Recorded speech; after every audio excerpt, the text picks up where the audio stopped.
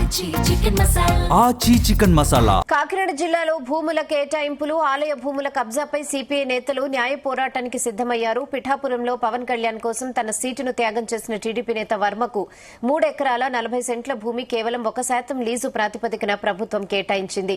దీంతో పాటు రూరల్ సర్బవరంలోని భావనారాయణస్వామి ఆలయ భూములు 118 ఎకరాలు కబ్జాకు గురయ్యాయి. గురజానపల్లిలో 125 ఎకరాల సాల్ట్ భూముల్లో ఆక్వా సాగు చేస్తున్నారని, పూర్తిగా నిబంధనలకు విరుద్దమని సిపిఐ రాష్ట్ర కార్యవర్గ సభ్యులు తాటిపాక మధు ఆరోపిస్తున్నారు. జిల్లాలోని భూ కేటాయింపులు, ఆలయ భూముల కబ్జా తదితర అంశాలపై హైకోర్టులో పిల్ వేయడంతో పాటు సిపిఐ క్షేత్రస్థాయిలో పోరాటం చేస్తుందని తెలిపారు. ఈ వివాదాలపై CM Chandrababu, deputy CM Pawan Kalyan జోక్యం చేసుకోవాలని డిమాండ్ చేస్తున్న తాటిపాక మధుతో మా ప్రతినిధి సాంబశివరావు ఫేస్ టు ఫేస్. రాష్ట్ర వ్యాప్తంగా అన్ని పార్టీలు, ప్రజా సంఘాలు కాకినాడ వైపు చూస్తున్నాయి. గత వైసీపీ ప్రభుత్వంలో కోర్టుకు సంబంధించిన 33 ఎకరాల భూములను అప్పుడు ప్రభుత్వం తాకట్టు పెట్టింది. ఇంతవరకు వాటికి అతిగతి లేదు. తాజాగా కాకినాడకు సంబంధించి 108 నవనారాయణ క్షేత్రాల్లో ఒకటిగా ఉన్న సర్పవరం కాకినాడ రూరల్, ఇక్కడ జనసేన ఎమ్మెల్యే ఉన్నారు, 118 ఎకరాల భూములు కబ్జా.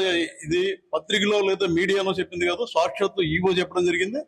రెండో పక్క కాకినాడ జీపీటీ పక్కన ఉన్న ఇరిగేషన్ సంబంధించిన 3 ఎకరాల 40 సెంట్ల భూమిని 66 సంవత్సరాల లీజు కోసం మాజీ ఎమ్మెల్యే వర్మకి ఇవ్వడం జరిగింది. ఆయన దాంట్లో ఒక హోటల్ పెడతాను, తాజ్ గ్రూప్ తో కలిపి పెడతానంటున్నారు. ఇన్ని 100 కోట్ల ఖరీదు చేసే భూములు అన్యాగ్రాంతం అవడంతో సిపిఐ రంగంలో దిగింది. హైకోర్టులో పిల్ వేస్తూ ఉంటున్నారు, కలెక్టర్ని కలుస్తూ ఉంటున్నారు. వాళ్ళు ఏం జరుగుతుంది? సిపిఐ రాష్ట్ర కార్యదర్శి వర్గ సభ్యులు మధు మంది ఉన్నారు. మొట్టమొదటిగా చూస్తే భావనారాయణకు సంబంధించి 118 ఎకరాలు ఈవో గారు చాలా స్పష్టంగా చెప్పారు, కబ్జా గురైంది. రెవెన్యూ వాళ్ళు, అదేవిధంగా పంచాయతీ అధికారులు దీనికి సబ్ డివిజన్ చేసేసి తప్పుడు లేఅవుట్లు చేస్తారని. అసలు కబ్జా గురి చేసిందే ఎండోమెంట్ అధికారులు. వాళ్ళ ప్రమేయం లేకుండా ఎంత జరగదు. ఎండోమెంట్ అధికారులు, పాలకులు, రెవెన్యూ అధికారులు అందరు ముగ్గురు కలిపి డబ్బుల కోసం చేశారు. అసలు ఆ దేవస్థానం భూముల మీద స్టే ఉంది. సుప్రీంకోర్టు చెప్పింది, హైకోర్టు చెప్పింది. ఏం చెప్పింది? మీకు ప్రజల అవసరం కోసం అత్యున్నతమైన ప్రజల రైతులకి ఇలాంటి అవసరం ఇరిగేషన్ ఉపయోగపడితే మాత్రమే దేవస్థాన భూములు లీజులకు ఇవ్వండి, లేదా వాళ్ళకి కేటాయించండి.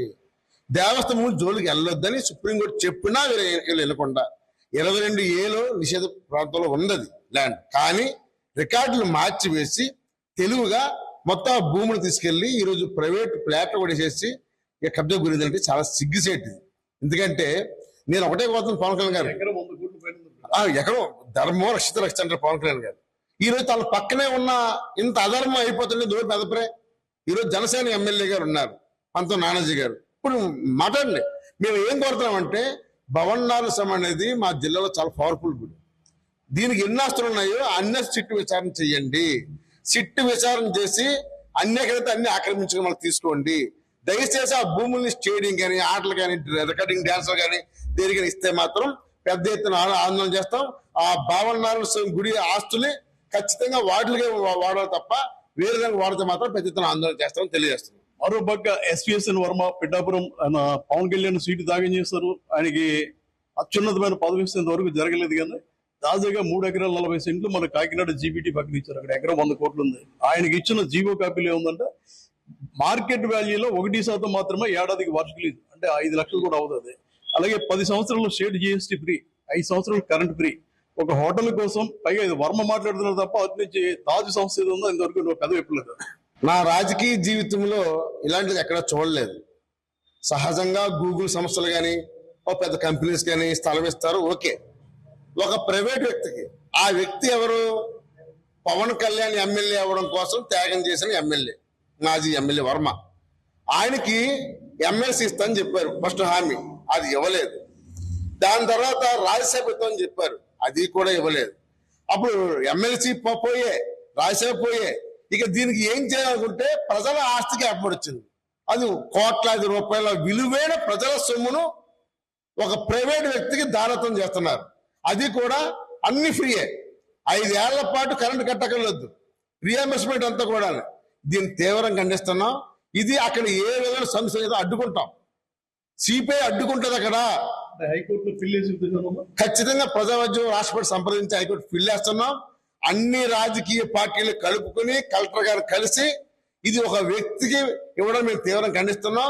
దీని వెంటనే ఆ జీవో నెంబర్ 17ని వెనక్కి తీసుకోవాలని కూడా మేము డిమాండ్ చేస్తున్నాం. దీంతో పాటుగా మరో పెద్ద భూ కుంభకోణం ఎందుకంటే ప్రసాదాలు అప్పట్లో ఉద్యమాలు చేశారు. గురజనాపల్లిలో ఏదైతే సాల్ట్ ల్యాండ్స్ ఉన్నాయో ల్యాండ్స్ పేదలకు ఇమ్మని పోరాటాలు చేసింది సిపిఐ, కేసులు పెట్టారు, జైలుకి వెళ్ళారు.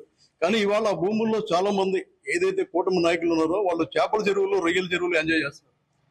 ఇప్పుడు మనం ఈ ఏపీలో మనం చూస్తే రెండు, ఒకటి బంగారం, ఒకటి భూమి. ఈ భూమి చాలా విలువైంది. ఈ ఉన్న భూమి ఎక్కడ సరిద్దిని కబ్జా చేయాలని చూస్తున్నారు.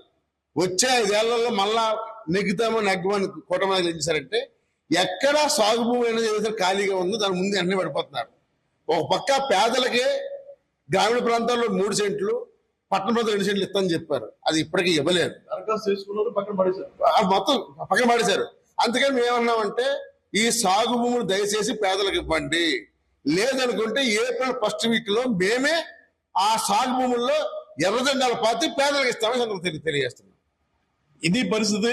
రాష్ట్ర వ్యాప్తంగా చూస్తే కాకినాడ జిల్లాలో భూములు చాలా ఎక్కువగా ఉన్నాయి, వాటి ధరలు కూడా అధికంగా ఉన్న నేపథ్యంలో కూటమి నాయకులు పదవుల పందారంలో ఎవరికైతే పదవులు దక్కలేదో వాళ్ళకి, వర్మ లాంటి వాళ్ళకి 3 ఎకరాల 40 సెంట్ల భూమి పట్టలు కట్టుకోవడానికి, భావనారాయణ స్వామికి చెందిన 118 ఎకరాల భూములు కబ్జాకైనా పట్టించుకోకపోవడం, ఏదైతే సాల్ట్ ల్యాండ్ కేంద్ర సాల్ట్ కమిషన్ ల్యాండ్స్ 1250 ఎకరాలు అవి కూడా కబ్జా గురవుతున్నాయి, కూటమి నాయకుల చేతిలో ఉన్నాయి. వీటిపై సీఎం స్పందించాలి. ముఖ్యంగా పవన్ కళ్యాణ్ నీతి నిజాయితీ అంటారు కాబట్టి ఆయన స్పందించి ఆయన జిల్లాలో, ఎందుకంటే జిల్లాకి పవన్ తప్ప మరో మంత్రి లేరు కాబట్టి ఆయన స్పందించి చర్యలు తీసుకోవాలి. సిపిఐ పోరాటం చేస్తుందని మధు చెప్పడం జరిగింది. సాంబశివరావు, జీ తెలుగు న్యూస్, కాకినాడ.